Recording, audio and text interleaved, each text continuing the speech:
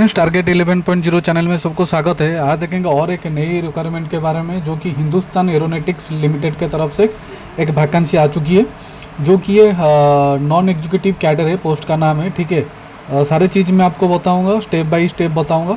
इस वीडियो को लास्ट तक देखना, स्किप नहीं करोगे। स्किप करोगे तो कुछ नहीं जान पाओगे। जैसे आप स्क्रीन में देख पा रहे हो कि हिंदुस्तान एरोनॉटिक लिमिटेड के तरफ से ये महारत्न है। मैंने पहले मेरे जो वीडियो था उसमें बता चुका हूँ महारत्न क्या है, सेंट्रल पीएसयू क्या है, सारी चीज़ मैं बता चुका हूँ, ठीक है। तो ये है पोस्ट का नाम, जैसे diploma technician electrical, diploma technician mechanical, ये डिप्लोमा टेक्नीशियन मैकेनिकल है, ये डिप्लोमा टेक्नीशियन इलेक्ट्रिकल और डिप्लोमा टेक्नीशियन इलेक्ट्रॉनिक, ठीक है। तो जो बंदे भी पास आउट है, डिप्लोमा पास आउट है, उनके लिए है। और बैकग्राउंड जो स्ट्रीम है मैकेनिकल, इलेक्ट्रिकल, इलेक्ट्रॉनिक, ये स्ट्रीम है। जिस बंदे के पास ये क्वालिफिकेशन है, ये वो लोग ही अप्लाई कर पाएंगे। जैसे आप देख पा रहे हैं स्क्रीन में SC ST OBC, जैसे OBC में एक ही पोस्ट है, सारे OBC में पोस्ट है। डिप्लोमा टेक्नीशियन इलेक्ट्रॉनिक में SC में 2 पोस्ट है। सारे पोस्ट को मिला के 16 पोस्ट है, ठीक है। तो सारे चीज़ देखेंगे। एजुकेशन क्वालिफिकेशन मैं आपको बता दिया, एज क्राइटेरिया आपको बताऊंगा। ये फिर मैं आपको बता देता हूँ क्वालिफिकेशंस। देखिए, diploma technician mechanical full time regular diploma होना चाहिए, ठीक है, मैकेनिकल स्ट्रीम में।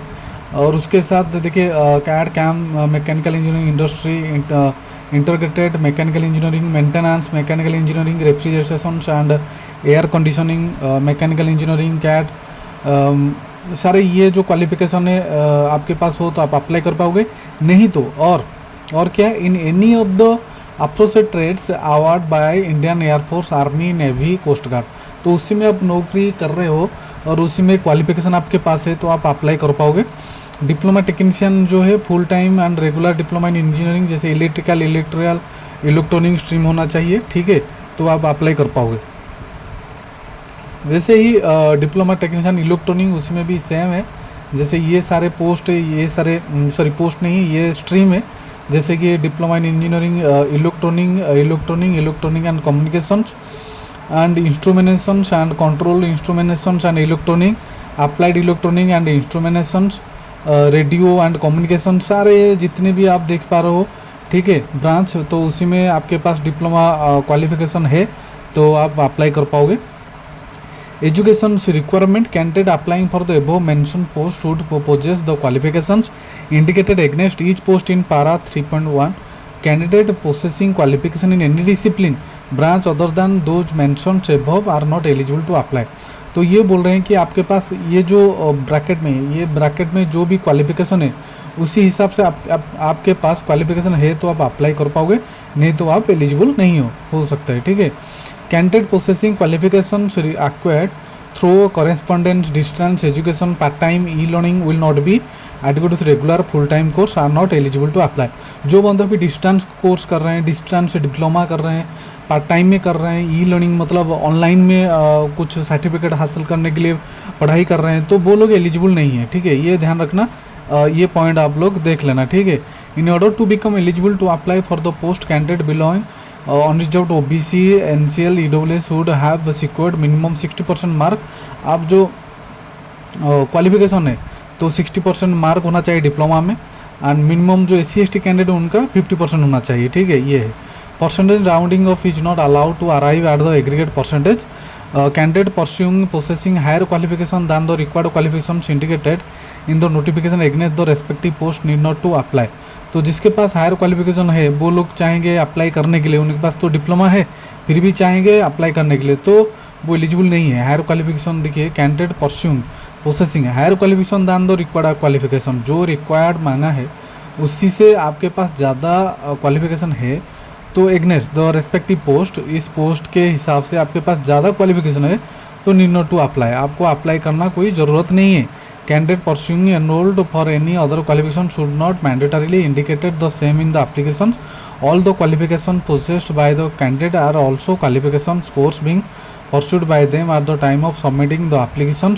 जब आप अप्लाई करोगे और जब आपकी वेरिफिकेशन होगा, डॉक्यूमेंट वेरिफिकेशन होगा, उस टाइम में आपको शो करना पड़ेगा आपकी जो क्वालिफिकेशन आप अप्लाई मतलब ऑनलाइन अप्लाई करने के टाइम जो भी क्वालिफिकेशन आप मेंशन किए हो तो वो ही आपको शो करना पड़ेगा जब आपकी डॉक्यूमेंट वेरिफिकेशन होगा, ठीक है।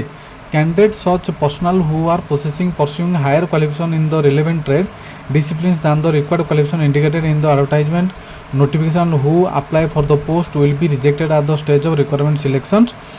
और ये देखेंगे एज क्राइटेरिया, देखिए 7 मई 2025 7/5/2025 एज क्राइटेरिया के अनुसार आपकी लिया जाएगा। जैसे on job DWS A limited 28, ठीक है, 28 साल होना चाहिए, 18 से 28 साल होना चाहिए इसके अंदर, ठीक है, 7/5/2025 के अंदर। Then candidate from OBC NCL then category applying on reserved post will be treated on per with on reserved criteria and no relaxation shall be extend। then देखेंगे और क्या रहेगा। देखिए ये जो पोस्ट है टेन्योर एंगेजमेंट पोस्ट के जो आप सिलेक्ट हो जाओगे और मतलब आप जब ड्यूटी करोगे उसके हिसाब से जो टेन्योर एंगेजमेंट है, the selected candidate will B engaged on tenure basic से, एक टेन्योर बेसिक से for a maximum period of 4 years की टेन्योर बेसिक से। डेट ऑफ एंगेजमेंट जब से आपकी स्टार्ट होगा उसी से 4 साल तक है। The engagement not against permanent vacancy, तो ये जो एंगेजमेंट है ये परमानेंट वैकेंसी नहीं है, ठीक है, ये डिपार्टमेंट के तरफ से ये मेंशन है। And will not entitle any candidate to claim for regular, और कोई बंदा रेगुलर के लिए क्लेम नहीं कर पाएंगे, या परमानेंट एम्प्लॉयमेंट इन फ्यूचर में कोई बंदा रेगुलर या परमानेंट के लिए मतलब क्लेम नहीं कर पाएंगे, ये साफ साफ लिखा है। The tenure will come to an end automatically on completion of 4 years period from the date of joining without any further notice. However extension और of tenure for the further maximum period of 4 years may be considered. जब ये tender खत्म हो जाएगा 4 year की, फिर बिना notice के हिसाब से टेन्योर बढ़ सकता है या ख़त्म भी हो सकता है, ठीक है। तो ये ध्यान रखना। ये देखिए at the discretion of management as per the extend rules of company further it may be noted that the employment can be terminated at any time during the period. जब टेंडर खत्म हो जाए 4 साल बाद तो टर्मिनेट कर देंगे वो, ठीक है। Engage by giving on months notice bye इधर पार्टी और पेमेंट ऑफ द बेसिक पे DA components in the consolidated remunerations in lieu of notice। The tenure based engagement will not confirm any right on the personal claim on status regular employee of the company। The personal selected will be deployed in his shift। देखिए जो बंदे अभी complete करके घर बैठे हैं, मान लो कि आप 10th के बाद डिप्लोमा करके घर बैठे हो, या ITI करने के बाद डिप्लोमा करके बैठे हो घर में, कुछ नहीं कर रहे हो, जॉब की सर्च में हो, तो आपके लिए बहुत बढ़िया है, ठीक है, बहुत अच्छा अपॉर्चुनिटी, क्योंकि बैठने से अच्छा है कोई अप्लाई करके सिलेक्ट हो रहे हो, कोई भी गवर्नमेंट कंपनी हो, कोई PSU हो, कोई भी सेक्टर में आप अप्लाई करके एंगेज में हो तो आपको एक एक्सपीरियंस सर्टिफिकेट मिल जाती है, ठीक है। जैसे आप हाल में ड्यूटी कर रहे हो 4 साल की, 4 साल बहुत बड़ी है, 4 साल की आप नौकरी कर रहे हो तो आपकी एक एक्सपीरियंस सर्टिफिकेट मिल जाती है, ठीक है। जब भी आप फ्यूचर में कोई भी सेक्टर में अप्लाई करोगे तो ये डेफिनेटली ज़रूरत में आएगी, ठीक है, ये ध्यान रखना। Training selected personnel on tenure basics will undergo induction training for a period of 8 weeks. तो आपकी ट्रेनिंग पीरियड होगा 8 वीक्स की ट्रेनिंग पीरियड है। Place of posting selected candidate will be posted in any of the IAF naval base like Naliya, Sulur, Bidar, Uttarlai, Pune, Goa, Tezpur, Jodhpur, Gwalior, Gorakhpur, Sirsa, Hasimara, Bagdogra, Srinagar etcetera. ये से जो जगह है IAF की, इंडियन एयरफोर्स या नावल बेस में आपकी पोस्टिंग दिया जाएगा, ठीक है। Any requested change place posting will not be done after joining and place of posting will be considered as headquarters for all future purpose. However, they will be liable to be posted to any place in India where HAL has division based offices based on organizational requirements। रेम्यूनेशन क्या है आपको मिलेगा, देखिए during the period of tenure engagement, जो tenure engagement है 4 साल की, उसके अंदर आपको पे मिलेगा। जो डिप्लोमा टेक्नीशियन है उनको चैनल स्केल में मिलेगा, जैसे D6 चैनल बेस में आपको 23,000 मिलेगा, मिनिमम बेसिक पे आपकी 23,000 होगा। उसके बाद जो भी उनकी अदर अलाउंसेस वगैरह जो भी लगेगा, ठीक है। देखिए the components of other benefits allowances ये भी है, वेरिएबल डियरलेस DA लगेगा आपकी, DA ऑन द बेसिक पे के साथ। हाउस रेंट अलाउंसेस मिलेगा आपको। When company quarter is not provided, जब कंपनी प्रोवाइड नहीं करेगा तो आपको HR मिलेगा। Perk allowances rate of 25% basic pay की आपकी 25% मिलेगा बेसिक पे। जैसे बेसिक पे आपकी 23,000 है, उसी की मतलब 25% पर्क मिलेगा आपको। The following allowances would be recorded with perk and allowances, जैसे कन्वेंस अलाउंसेस, कैंटीन अलाउंसेस, वार्षिक allowances, magazine allowances, professional development allowances, PDA, special allowances, ये सारी चीज़ें आपको मिलेगा। Monthly initiative, prorate uniform, stitching charge, shoe allowance, night shift allowance, TA DA, सारे चीज़ आपको ये बेनिफिट्स मिलेगा। ठीक है। Annual increase 3% during the tenure, साल admission basic pay, provident fund contribution fully calculate taking, ये सारी चीज़ें आपको मिलेगा। एप्लीकेशन फ़ी जब आप अप्लाई करोगे तो एक एप्लीकेशन फ़ी रहता है, तो एप्लीकेशन फ़ी है 200 है। ठीक है। ये देख लेना। तो application fees expend SC ST OBC उनके लिए नहीं है। ठीक है। And expense of only HAL Hyderabad उनके लिए नहीं है। The step to be followed candidate for payment of application fee in the online SBI collect. जब भी आप अप्लाई करोगे स्टेप बाय स्टेप, तो ऑनलाइन एप्लीकेशन आपको ऑनलाइन फ़ी दिखाएगा। ठीक है।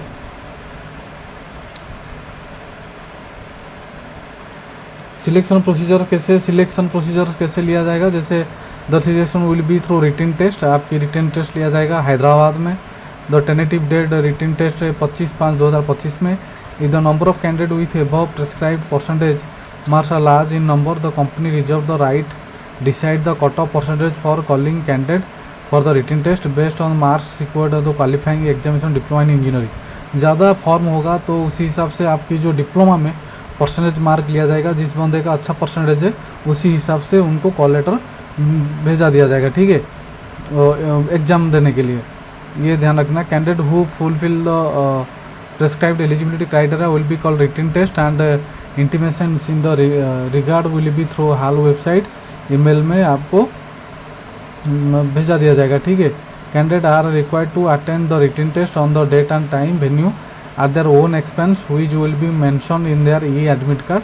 ये साइट में जाके आपको अप्लाई करना है, www.hal-india.co.in साइट में जाके आपको अप्लाई करना है। The written test will be half an hour से, जैसे 2.5 घंटा का है, 2 घंटा हाफ मिनट, मतलब 2.5 घंटा का है duration. The test will be 3 parts में, comprising of multiple choice questions part 1 जैसे MSQ and consist 20 questions on the general awareness, 20 to 40 question English and reasoning. Part 3 में will consist 100 question the concern discipline, जो आपकी subject है उसमें 100 mark है। ठीक है। Candidate required bring admit card, 1 recent passport size colour photograph, not older than 30 days from the date of submission applications, 1 of the original photo ID proof. जब भी आप एग्जाम देने के लिए जाओगे तो ये सारी चीज़ ज़रूरत है, ध्यान रखना। Selection of the candidate will be done based on the marks scored in the written test. जो भी सिलेक्ट लिया जाएगा, सिलेक्शन प्रोसीजर लिया जाएगा, तो ये रिटन टेस्ट के हिसाब से लिया जाएगा। जो मतलब रिटन टेस्ट में अच्छा मार्क रखेंगे उनका सिलेक्ट होगा, in the order of merit आएगी। Final selection will be made on the basis of performance और रिटन टेस्ट। जो फाइनल सिलेक्शन होगा वो रिटन टेस्ट की परफॉर्मेंस के हिसाब से सिलेक्शन होगा। ठीक है। Candidate who qualifying the written test will be called for document verification. जो बंदे रिटन क्वालिफिकेशन सिलेक्ट होंगे उनको डॉक्यूमेंट वेरिफिकेशन के लिए बुला जाएगा। In the order of merit, the number of candidate called document verification will be limited to the number of post notified. ये ध्यान रखना। ठीक है। मेडिकल एग्जामिनेशन से आपकी लिया जाएगा सिलेक्शन होने के बाद। हाउ टू अप्लाई एप्लीकेशन वायरस post receipt online only. Eligible and interested candidate are required to visit careers page, जैसे कि www.hal-india.co.in and apply online through the link provide under avionics division Hyderabad. ठीक है। तो लास्ट डेट है, देखिए already 24/4 से start हो चुकी है। लास्ट डेट है 7 मई लास्ट डेट है, ये देख लेना। No other means mode application will be accepted, और कोई मोड में एप्लीकेशन एक्सेप्टेड नहीं करेंगे। ठीक है।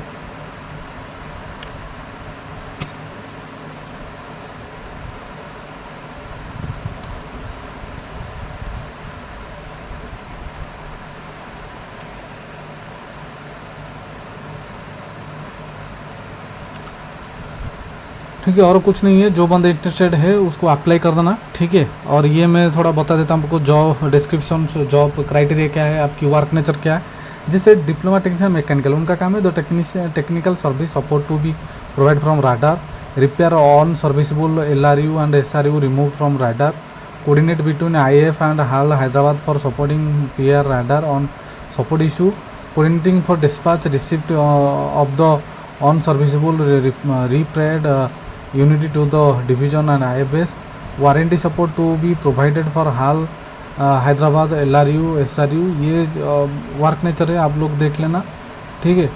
तो जो बंदे इंटरेस्टेड है उसको अप्लाई कर देना, लेट मत करना, ठीक है। जो बंदे अभी पास आउट है, घर बैठे हो, कुछ नहीं कर रहे हो, उनके लिए बहुत बड़ी अपॉर्चुनिटी है, ठीक है। उसको अप्लाई कर देना, अच्छा लगा तो उसको शेयर भी कर देना, लाइक कर देना, सब्सक्राइब कर देना। Thank you.